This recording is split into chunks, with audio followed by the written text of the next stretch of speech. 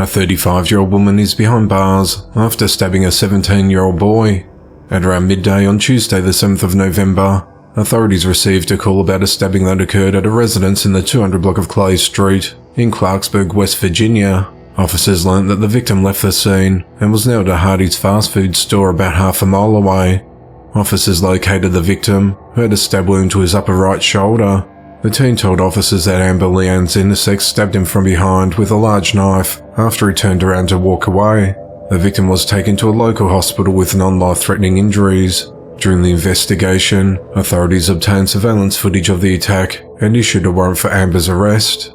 On Monday the 13th of November, Amber was taken into custody.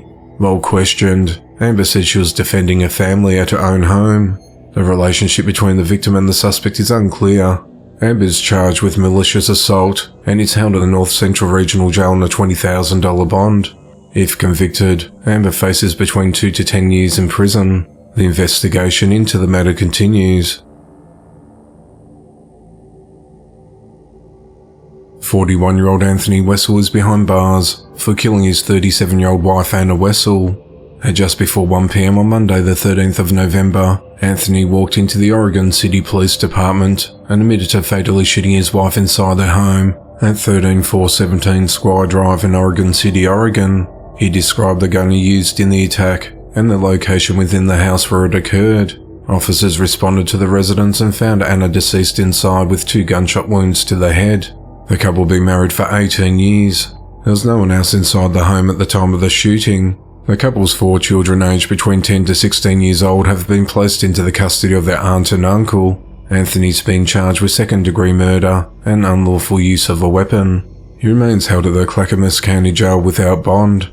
The motive of the attack is unclear, as the investigation into the matter continues.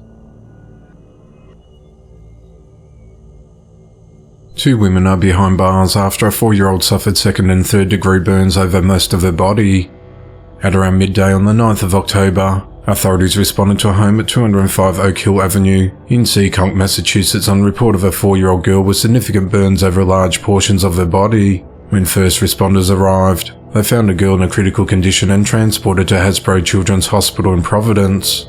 Her body was in shock due to burns she suffered, and her organs were not functioning properly, which put her at risk of cardiac arrest. The child has since been stabilized but remains hospitalized more than a month after the incident occurred. 44-year-old Francesca Jerome told police that she was watching her 4-year-old niece on the 8th of October when the girl fell into a fire pit. She told investigators that the girl wasn't in there for very long and that she didn't see any injuries on the child's body.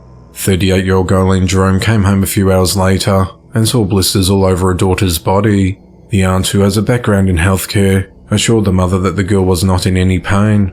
By the following morning, the mother said that the child's skin was falling off, but the aunt insisted that the child was fine. Francesca then gave the child Pedialyte, an electrolyte solution which she threw up. It wasn't until 17 hours after the child was burnt that they called 911. While the girl was being treated at the hospital, she reportedly told a Department of Children and Families worker that Francesca poured boiling water on her. The 4-year-old has undergone several skin grafts and other surgeries. On the night of the 11th of November, Francesca and Ghislaine were arrested. Francesca was charged with mayhem, reckless endangerment of a child, permitting substantial injury to a child, and assault and battery on a child with substantial injury. She's held at the Bristol County Jail without bail. Ghislaine was charged with reckless endangerment of a child and permitting substantial injury to a child. Her bond's been set at $25,000.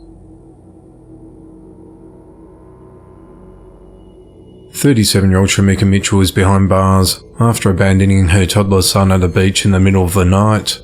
At midnight on Wednesday the 8th of November, Daytona Beach police responded to the parking lot of St. Demetrius Greek Orthodox Church at 129 North Halifax Avenue in Daytona Beach, Florida after Shamika's older son, who's a teenager, fought with her after she returned from the beach without a 1-year-old son. Police determined that church security allowed Shamika, who was from Detroit, Michigan, to stay in the parking lot because she was looking for a safe place for her and her 4 children to sleep while vacationing in Florida. Police noted that the security employee saw Shamika leave the car with a toddler in her arms, and when Shamika returned without the child, the older sibling questioned her. Shamika said she met the toddler's father at a nearby 7-Eleven and left the child with him. The teen knew this wasn't true because the child's father was in Detroit.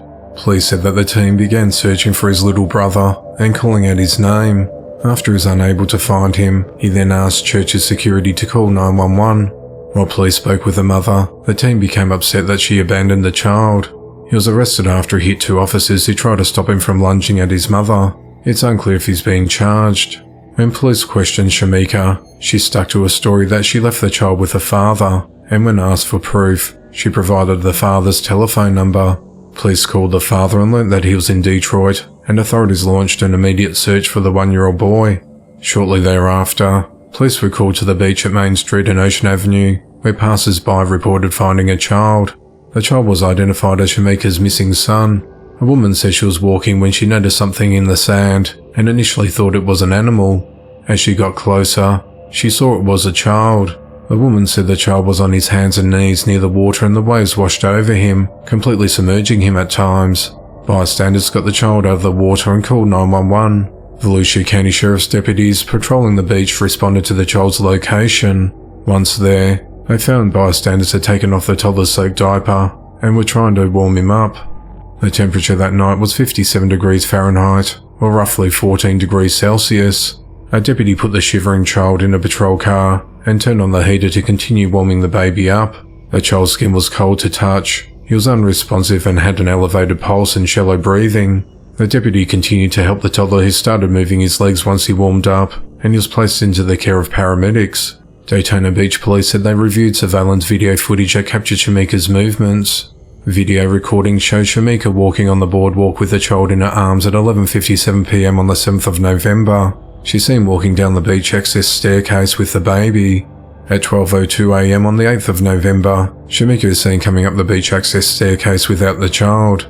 Then at 12:45 a.m., a sheriff's deputy was notified by dispatchers that a child had been found on the beach at Main Street and Ocean Avenue. The Department of Children and Families took custody of the children as officials awaited the arrival of their grandparents traveling from Michigan. Shamika was initially arrested on the 8th of November and charged with unlawful desertion of a child. A judge released her on her own recognizance after she spent a day in the Volusia County Jail. Following further investigation, Shamika was rearrested on the 10th of November on the charge of aggravated child abuse. She's held at the Volusia County Jail on a $50,000 bond. The investigation into the matter continues. Police are searching for the suspect responsible for fatally shooting 24-year-old Brittany Wicker.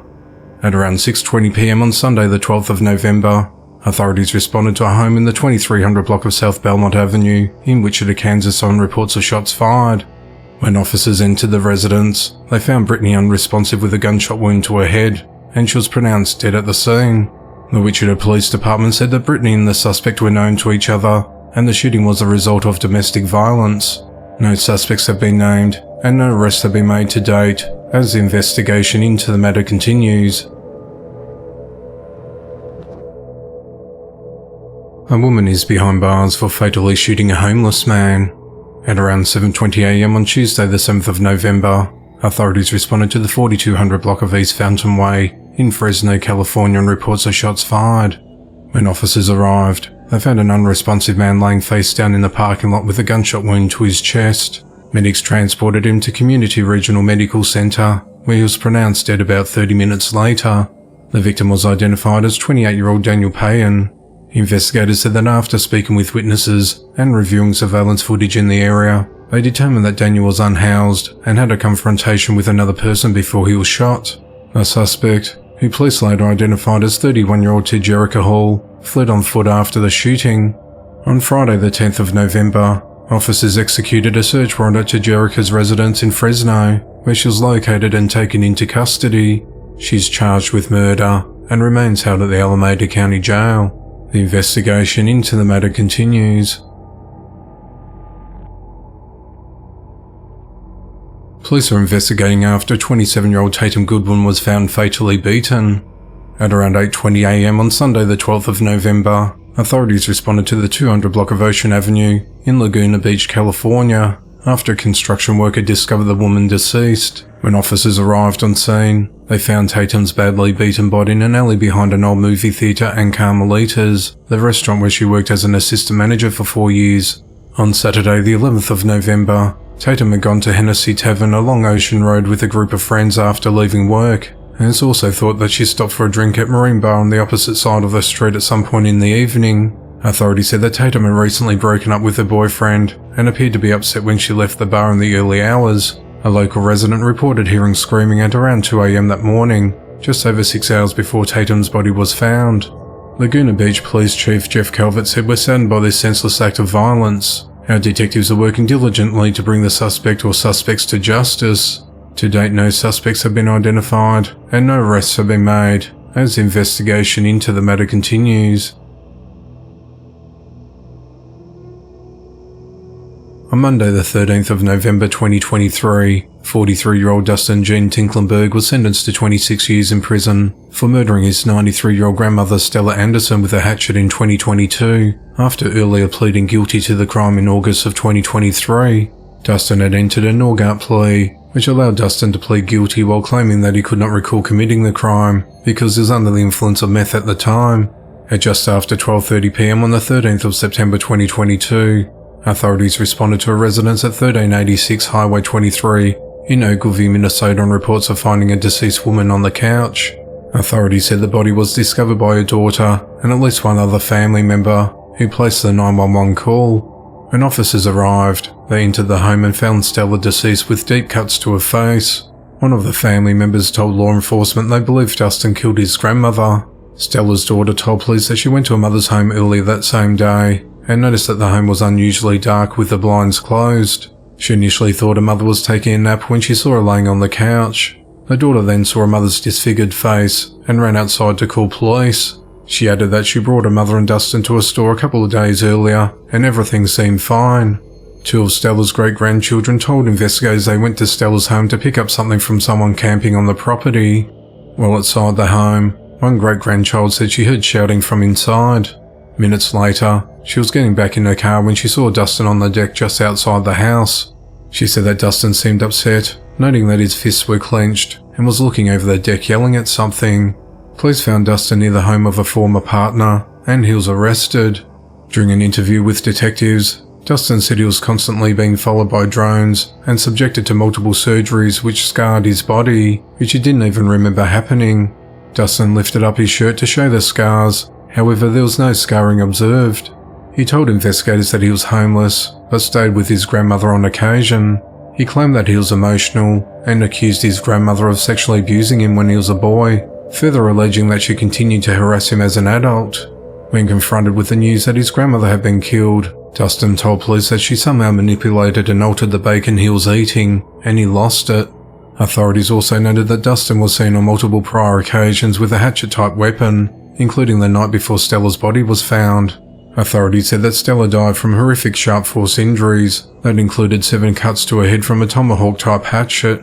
Dustin has been held at the Kennebec County Jail since his arrest and has been credited with 427 days towards a 26-year sentence for time already served behind bars.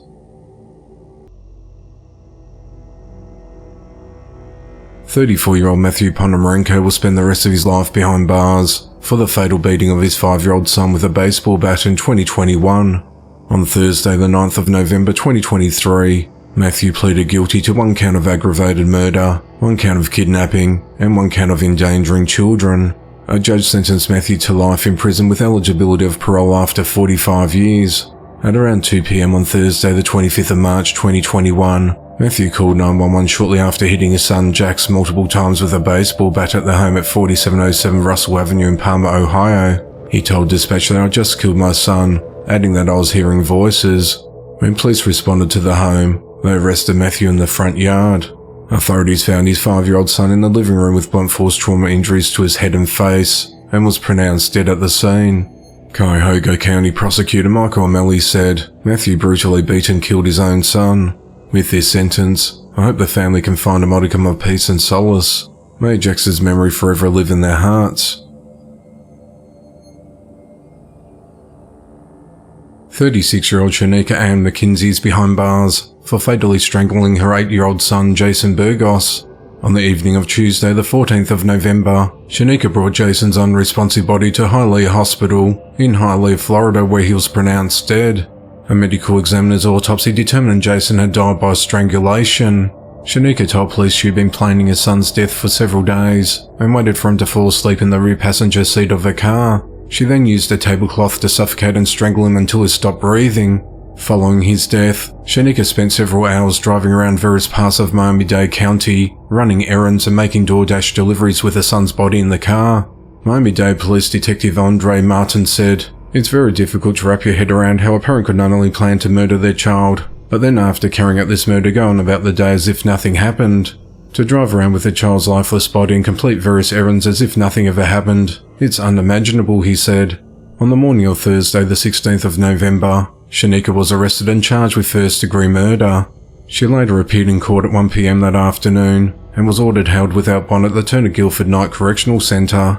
Authorities said that Shanika was homeless and had moved to South Florida last year with her son from Missouri. The child wasn't in school and they were living in different extended stay hotels. Relatives said that Jason's father died a few years ago. The investigation into the matter continues. A 42-year-old man is behind bars for fatally beating his 45-year-old girlfriend. Authorities said that on Monday the 13th of November, Martin Yates beat his girlfriend to death in Detroit, Michigan. Investigators said that he then placed her in his car and drove her body to Gratiot Avenue in Roseville, Michigan, near Interstate 94. At 11:15 p.m. that night, police responded to that location on multiple reports of a disabled vehicle on the side lane, where they found Martin passed out with a fistful of hair and he was covered in blood. They also found his deceased girlfriend's body on the floorboard area of the front passenger seat with severe trauma to her head and face. Police have not released the identity of the female victim. Martin was arrested and charged with second-degree murder and is held at the Macomb County Jail without bond. If convicted, Martin faces up to life in prison. Macomb County Prosecutor Peter Lucido said, "This is a stark and tragic illustration of the severity of domestic violence. Such crimes are deeply serious, and we're committed to ensuring that justice is served." A 69-year-old man is behind bars for beating and fatally strangling his 68-year-old wife. At around 2:30 a.m. on Monday the 13th of November, authorities responded to the Iredale Memorial Hospital emergency room in Statesville, North Carolina, in reference to an elderly female victim of an assault. At the scene, deputies discovered that Clarence Tyson brought his wife Rebecca Tyson to the hospital.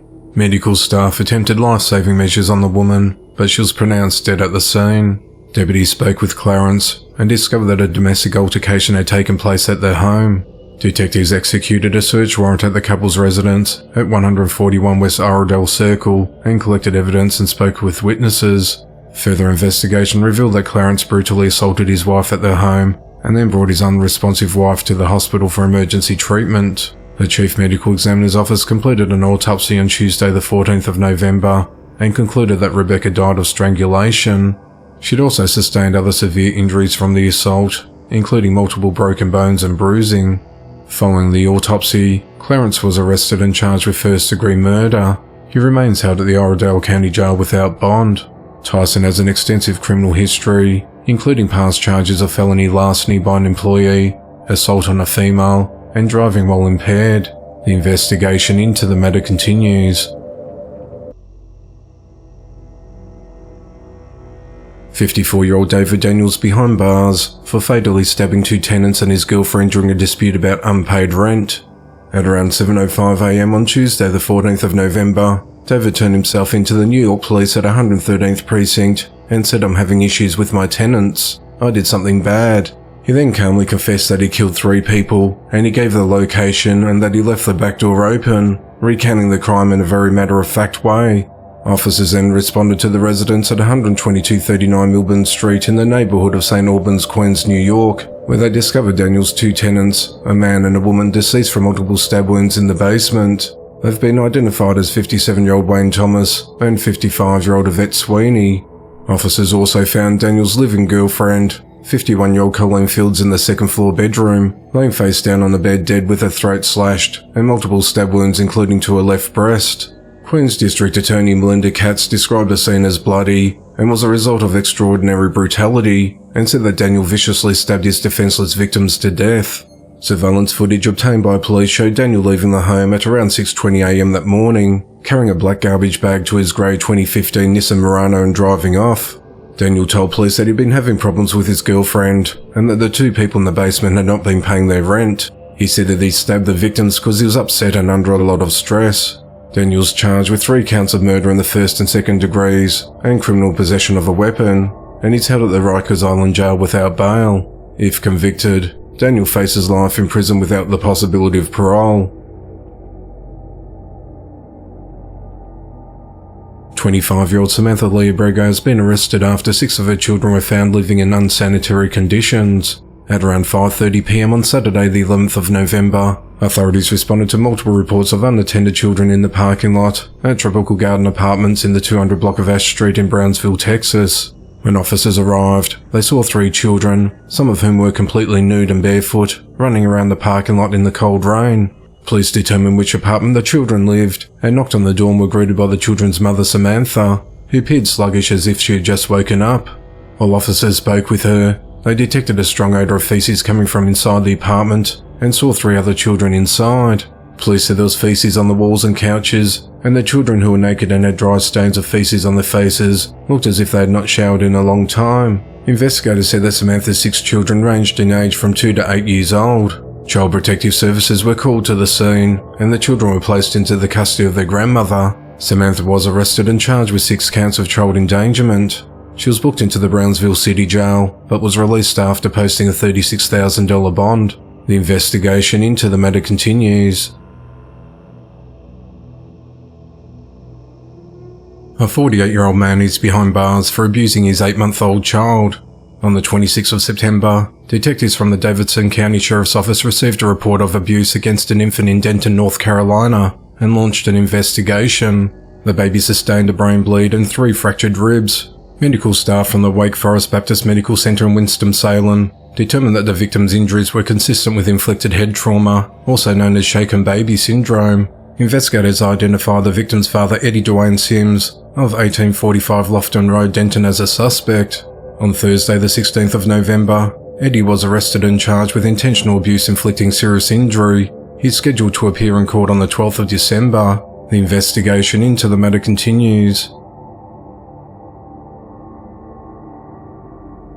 Williamsburg, Kentucky residents 34-year-old Adam Hayes and his girlfriend 24-year-old Brittany Slaughter are behind bars after investigators found the body of missing 4-year-old Chloe Darnell, whom they cared for and not been seen since September.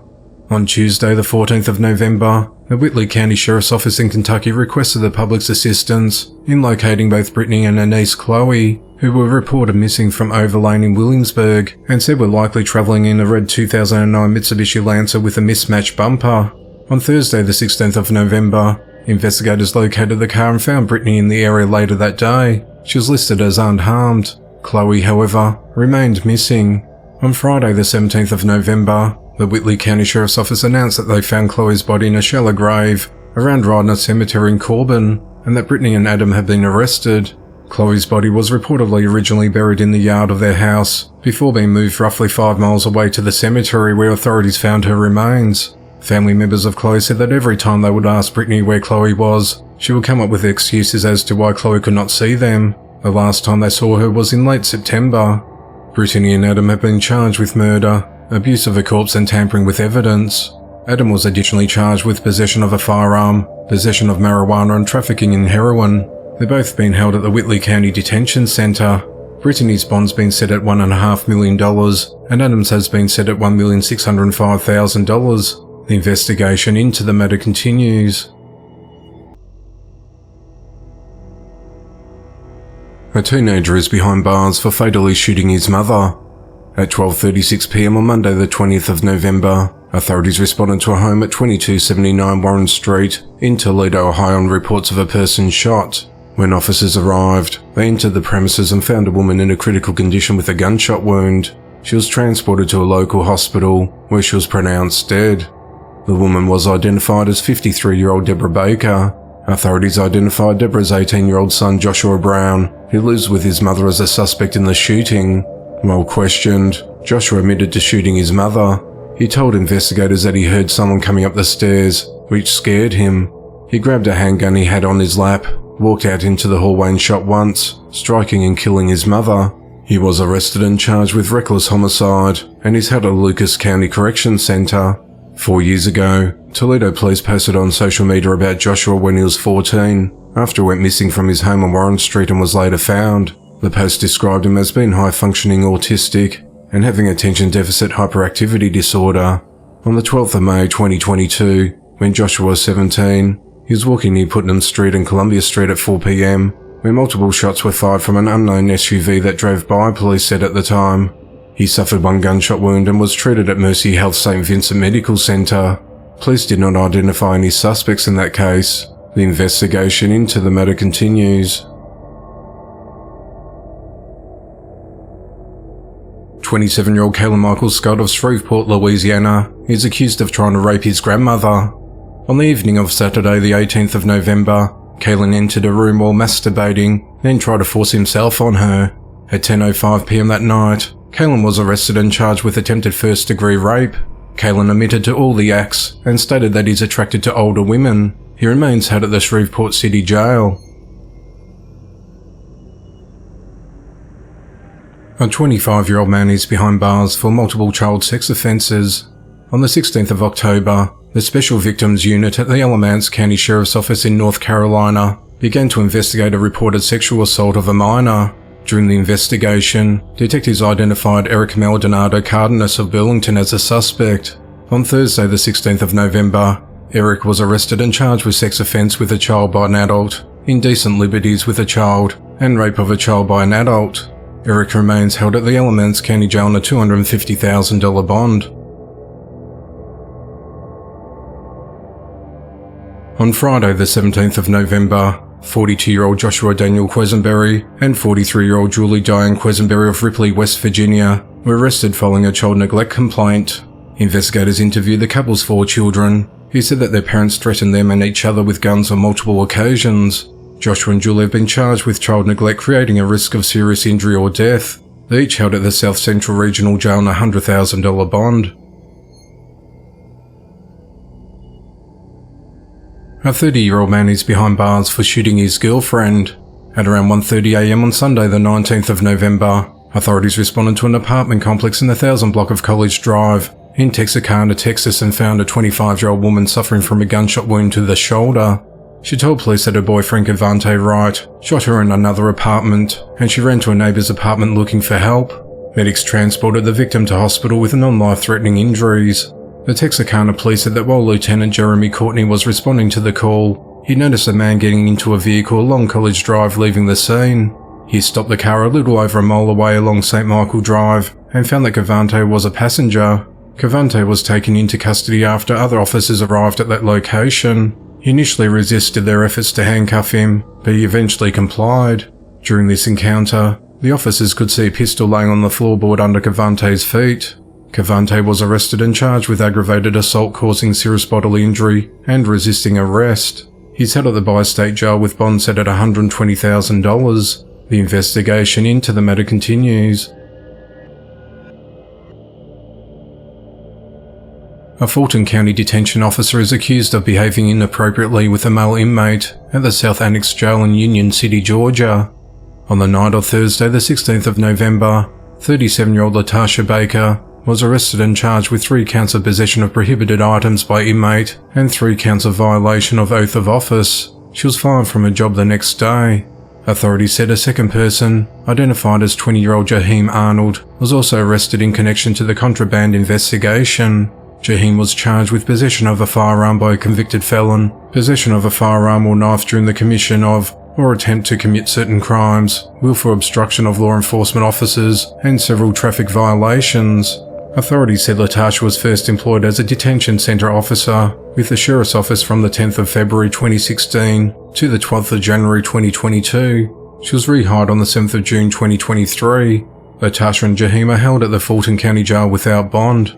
Fulton County Sheriff Patrick Labbett said, "I'm committed to holding each and every employee accountable to the oath they've taken to protect and serve our community. The actions of this one officer are certainly not a reflection of the rest of the Fulton County Sheriff's Office. The introduction of contraband to any of our facilities will not be tolerated," he said. The investigation into the matter continues. 25-year-old Deng David Kerr is behind bars for fatally stabbing an elderly woman and injuring her daughter. At around 11:30 p.m. on Saturday the 18th of November, authorities responded to a home at Ulandi Court in the Beckenham neighbourhood of Perth in Western Australia after receiving a report of an altercation involving multiple parties. When officers arrived, they found a woman deceased inside the residence with a stab wound, and she was identified as 63-year-old Julianne Egan. They also located Julianne's daughter, 30-year-old Emma Egan, with multiple stab wounds. She was transported to the Royal Perth Hospital in a critical but stable condition. Witnesses reported seeing Deng leave the premises shortly after the altercation was reported. Police said Deng was known to the victims and was out on bail for public order offences. Police searched the area for Deng, and at around midday on Sunday the 19th of November, he was located less than a mile away from the crime scene, and he was arrested. He's charged with murder and attempted murder, and bond has been denied. The investigation into the matter continues. A 71-year-old nursing home resident is behind bars after fatally beating his neighbour during a fight over the washing machine. At 9:25 p.m. on Friday the 17th of November, authorities responded to Salem Village Nursing and Rehabilitation at 1314 Rail Avenue in Joliet, Illinois, on reports of an assault on the 6th floor. When officers arrived, they found an unresponsive 61-year-old man in the laundry room. Facility staff provided medical assistance to the victim until paramedics arrived. During the investigation, authorities learned that William Paschal attacked the victim while in the laundry room after becoming angry about the victim's use of the washing machine. A staff member tried to intervene, and William repeatedly punched the victim in the head and used the victim's walker in the attack, causing the victim to fall to the floor. Despite medics attempting life-saving measures, the victim died at the scene. William was arrested and booked into the Will County Jail on charges of first-degree murder and aggravated battery. The investigation into the matter continues. Police are searching for two suspects involved in the fatal shooting of a man at a gas station. At 10:31 p.m. on Wednesday the 15th of November, authorities responded to the Chevron gas station at 2111 Campbellton Road Southwest in Atlanta, Georgia on reports of a shooting. When officers arrived, they found an unresponsive man laying in the parking lot with multiple gunshot wounds. Medics pronounced him dead at the scene. The victim was identified as Jatovius Favors. Investigators learnt that Jatovius made a purchase in the store while his two children sat in the car. CCTV captured two other men get into a dispute with Jatovius inside the store. The altercation escalated as the men went outside, and the suspects gunned Jatovius down in front of his kids. Police said they're looking for the two suspects who fled the scene in a blue Jeep Compass. The investigation into the matter continues. Religious leader 26-year-old Hans Schmidt was shot in the head for preaching to people in the streets. The incident occurred at around 6 p.m. on Wednesday the 15th of November on the northwest corner of 51st and Peoria Avenues in Glendale, Arizona. Hans, who's a former military combat medic, was on the megaphone on the street corner, preaching to people passing by when someone pulled out a gun and shot him in the head. No one heard the shot or saw where it came from. The bullet entered his left temple and travelled through his brain and became lodged on the right side of his head. Police reviewed surveillance footage at the intersection, which showed Hans fall before getting up, walking and talking as he bled profusely. No one realised what happened at first until he began vomiting and having seizures, and he was rushed to hospital. He was sedated and had fluid drained from his head to relieve pressure on his brain, and he was placed on life support. Police are still trying to identify a suspect, and it remains unclear if Hans was shot by someone inside a vehicle or someone passing by on foot. Hans is married and a father of two small children. His wife Zula is asking anyone with information to come forward while praying for the safe recovery of her beloved husband. The investigation into the matter continues. 33-year-old Mitchell L. Dorsalis is behind bars for sexually assaulting a woman multiple times. On Thursday the 16th of November, the victim told investigators at the Alachua County Sheriff's Office in Gainesville, Florida, that at the end of May, she became stranded at a gas station and accepted a ride home from Mitchell L, as they both lived in the same apartment complex. When they arrived at a residence, Mitchell L reportedly asked if he could come inside, and the victim agreed. She said that he and Mitchell L talked for a while, but then he began talking about sexual topics. When she said she wasn't interested in having a sexual relationship with him, he became aggressive and started groping her and pulled her into a room. He then threw her face down on her bed after a struggle. The victim said he overpowered her, undressed her and raped her. She said she told Mitchell multiple times to stop, but he continued the assault. She said he told her after the rape that no one would believe her if she reported it, because she was overweight. The victim said that Mitchell has come to her residence unannounced 6 or 7 times since the first incident, and demanded that she let him inside. She said he made her afraid that she would be harmed if she did not let him in. In early November, she said he coerced her into letting him in, and said he wanted to teach her self-defense. She said he told him she didn't want to do that, but he pinned her to the ground and digitally penetrated her. She said he kept telling him to stop, and he finally left. The victim identified Mitchell in a photo lineup, and said she was still afraid he would harm her. On Friday the 17th of November, Mitchell was arrested and charged with 2 counts of sexual assault, 2 charges of sexual assault with battery, and 1 charge of stalking and threatening. He is held at the Alachua County Jail on a $1,350,000 bond. The investigation into the matter continues. A mother and 2 babysitters are behind bars after 3 children were horrifically abused in Marion County. On Tuesday the 7th of November, authorities responded to the United Hospital Center in Bridgeport, West Virginia, after staff called them advising that 3 children aged 3, 4 and 6 years old had been brought in with severe injuries. Once on scene, investigators say hospital staff told them that the children suffered internal bleeding on their heads and faces, and had pressure wounds on their buttocks that indicated they were forced to stay in the same position for an unnecessary period of time. Authorities said it was apparent that their children had been severely beaten, based upon the multitude of bruises on their faces, arms, backs, legs and chests. The 3-year-old had been struck severely in the head, resulting in the whites of his eyes to pool blood. 2 of the children identified 50-year-old Michael Stemple as her abuser. Investigators spoke with the children's mother, 27-year-old Crystal Rydener, who told them that Michael and his wife, 45-year-old Linda Semple, had been babysitting them while she was at work.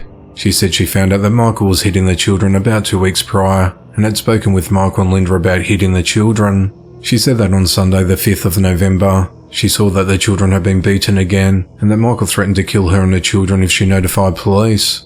Michael was arrested on the 7th of November and charged with 3 counts of abuse resulting in injury, and is held at the North Central Regional Jail on a $150,012 bond. On Friday the 17th of November, Crystal and Linda were also arrested. Investigators said that Linda was an active participant and witness of the abuse and torture of the children, and that Crystal was also present and witnessed the abuse of the 3 children, and never attempted to stop or report the abuse. Linda and Crystal were charged with 3 counts of abuse resulting in injury, with Crystal being additionally charged with child neglect causing injury. Linda's bond is $200,512 and Crystal's set at $225,000. They all remain held at the North Central Regional Jail. The investigation into the matter continues.